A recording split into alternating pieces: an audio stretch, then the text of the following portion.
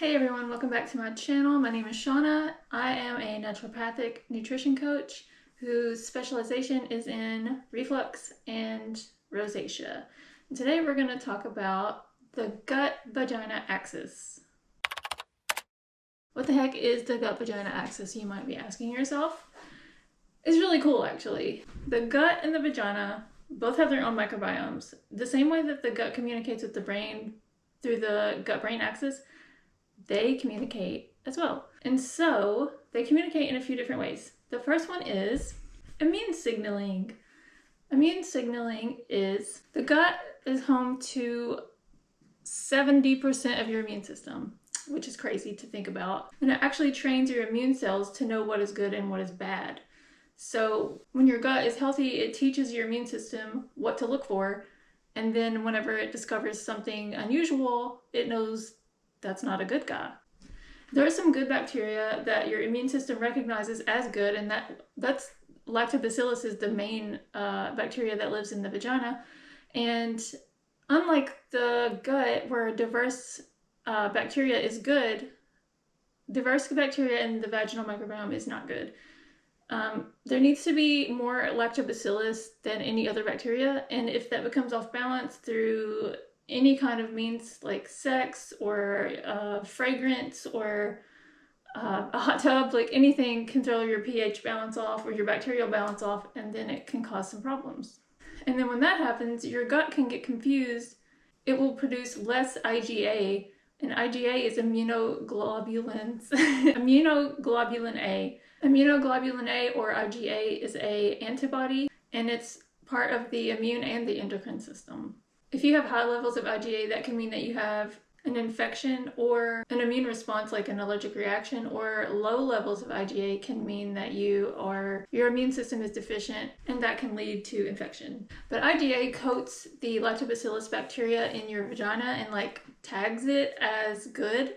That way your body knows that that's okay to be there. And then they can grow and form a stable community in the vaginal microbiome and keep everything in balance. Another way that the gut and the vagina communicate is the hormone pathway. And we all know that hormones are like a big topic right now, but specifically estrogen is the dominant hormone in the vaginal microbiome, and it helps keep the lining thick, healthy, hydrated, and it uses glycogen.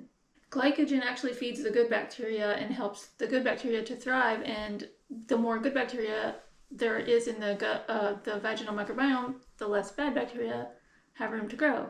When you have balanced estrogen, the lactobacillus can grow and thrive, and then they produce lactic acid, and that helps keep the pH in its optimal range in the vagina.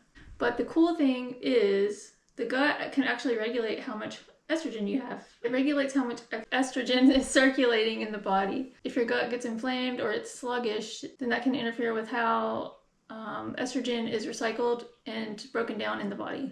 If there's an imbalance in estrogen, there could be too much or too little. When there's too little estrogen in the body, that can cause dryness, discomfort, pain during intercourse, and it can cause you to lose more of your lactobacillus. If there's too much estrogen, that can lead to PMS symptoms, endometriosis, or even fibroids. So it's important to keep your gut healthy, because a healthy gut can keep all of your hormones steady, not just estrogen. It creates an optimal environment for the vaginal microbiome to be in balance whenever all your hormones are balanced. And this is another reason why it's so important to fill your body with nutrient-dense foods, fiber-rich foods, lots of water, vitamins and minerals. The same way that you feed your gut microbiome, you feed your vagina. Like, you feed your vaginal microbiome, because they communicate with each other. They literally send immune signals back and forth. They communicate through your hormones. It's so cool. Also, another way that your gut and your vaginal microbiome communicate is the estrobolome. And this is the most fascinating part to me about the whole thing, is the estrobolome. What is it? The estrobolome is actually a group of bacteria that lives in the gut microbiome, and it helps to regulate estrogen. It's like a natural hormone stabilizing microbiome inside of your gut. Like I said before, IgA coats the lactobacillus, but also your body will tag estrogen, and sometimes there's another thing that can remove that tag, and so your body, instead of getting rid of it out of your body, it will recycle it back into your bloodstream, and that can cause some problems. There's an enzyme called B-glucuronidase. B-glucuronidase. That's what will remove the tag from the estrogen that's supposed to be removed and then cause it to be reabsorbed back into the body. And this process is meant to keep the estrogen balance healthy. But if something happens to your microbiome, like you don't eat enough fiber, you have inflammation in the gut, your gut got damaged like mine when you had COVID or another kind of illness that damages your gut, any of these things can cause an imbalance, and then anything can happen. Eating fermented foods like raw sauerkraut, kimchi, fermented foods like kefir or kefir, however you pronounce it, yogurt, coconut yogurt, which is my favorite. All of these things can help, well, they can be beneficial with keeping your good bacteria levels high and keep your gut microbiome functioning optimally. So probiotics really aren't just for your gut or helping you poop, they're for all over. Your gut communicates with every single part of your body. It communicates with your brain. It communicates with, there's a microbiome in your nose and in your mouth. There's one in your gut. There's one in your vagina. The whole body is always talking to each other. They're like besties. They're always communicating. They're texting each other all day long. They're telling you when something's off, but you have to really pay attention and like learn to listen to how your body feels. That's something that I've worked on over the years, is to really be aware when something is wrong, something is off. And I've even had some of my doctors that I've seen, like chiropractor, primary care, acupuncturist, like I go to several in my healthcare team because they all can give you a different source of information and guidance. So, but I've been told by a few of my practitioners that they're impressed with how aware of my body that I am. And that's something that I take pride in, and I think everyone should really focus on learning their body's own signals.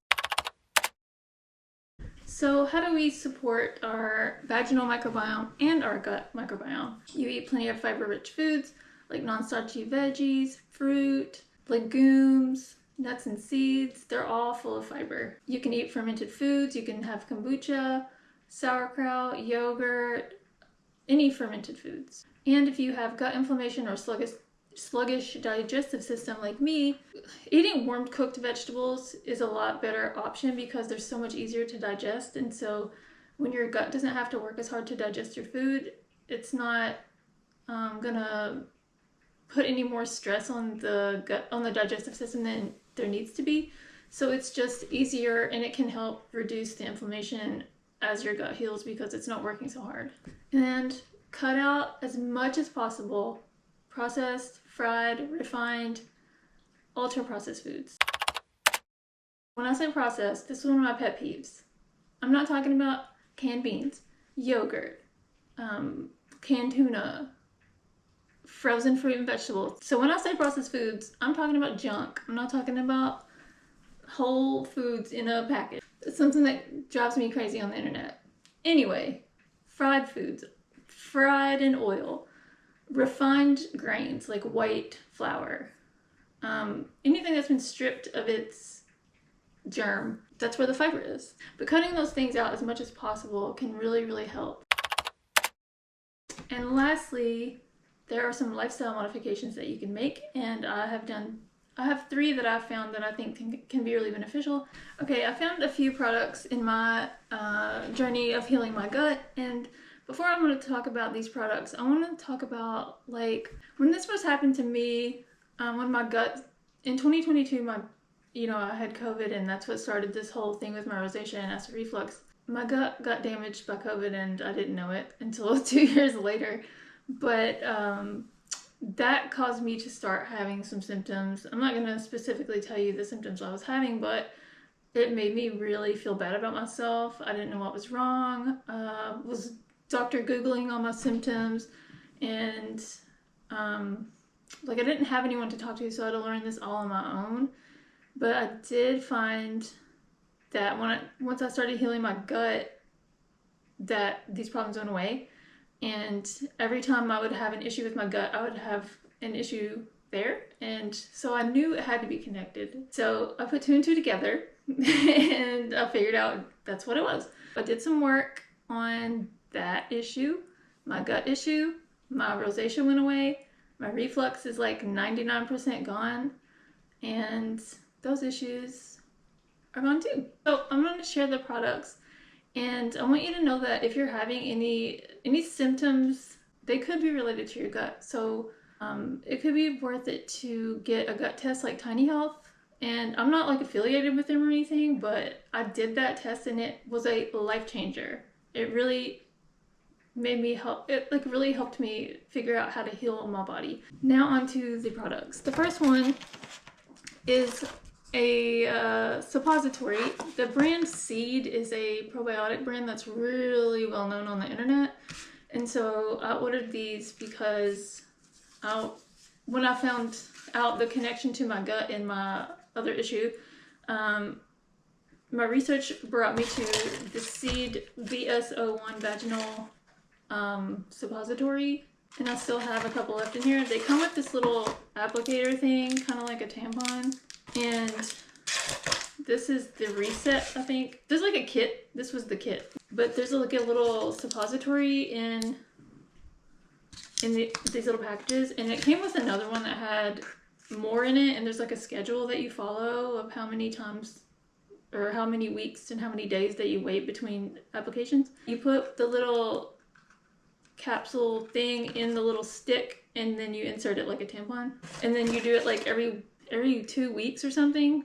I can't remember exactly, but these are a game changer if you're having gut vagina issues. They will really help because it's L. crispatus. Yeah, L. crispatus, which is Lactobacillus crispatus, and that's like the most studied form of lactobacillus, and it's the most dominant form that's in your vaginal microbiome. Game changer.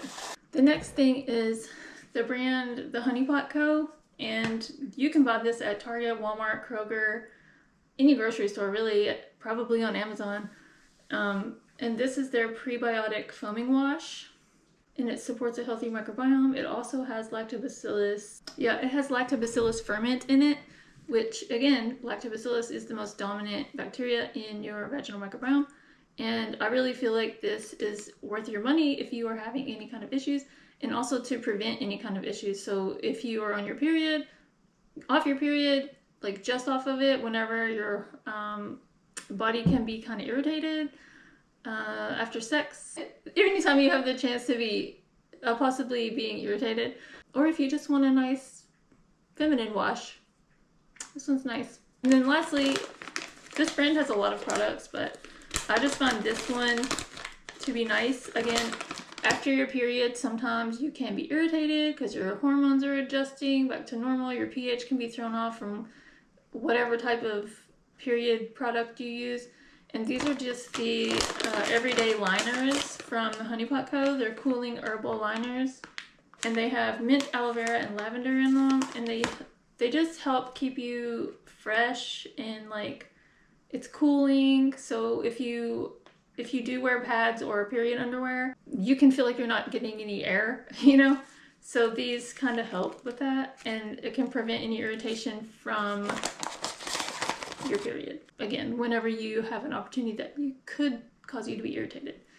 All I have to say about the gut-vagina axis, it's really very fascinating, especially if you're a woman. I feel like this isn't a well-known thing.